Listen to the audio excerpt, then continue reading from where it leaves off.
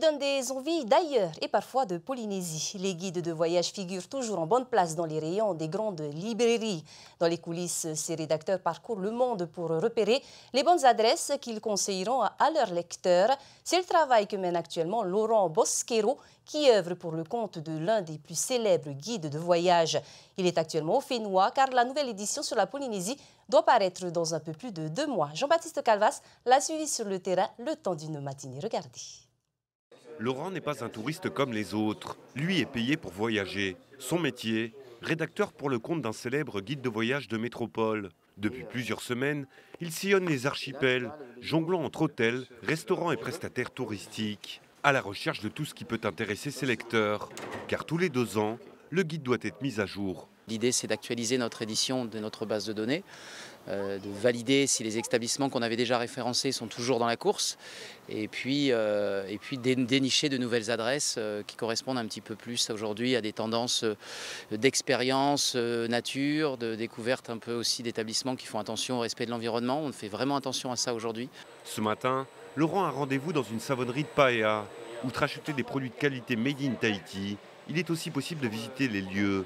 Tout ce que Laurent recherche. On est complètement dans nos attentes en tant qu'éditeur de guide, c'est-à-dire d'offrir à nos lecteurs une option sur Tahiti, de visiter et de comprendre surtout le process de fabrication d'un produit qui finira après dans la salle de bain à la maison.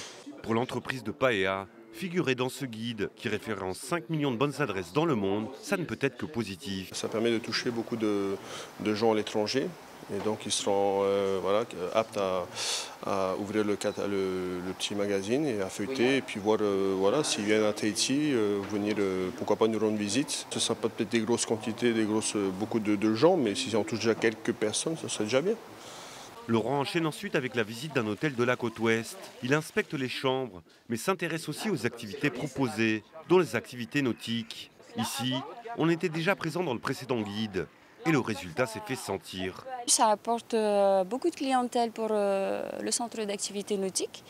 Et surtout ça nous permet à nous d'être présents dans le monde sans avoir à se déplacer, sans avoir à monter notre propre communication. Laurent estime aussi que son guide participe indirectement au développement du tourisme local. On a une bonne partie des achats d'édition ou de consultation de notre site qui sont faits par des personnes qui n'ont pas encore décidé de leur destination de vacances.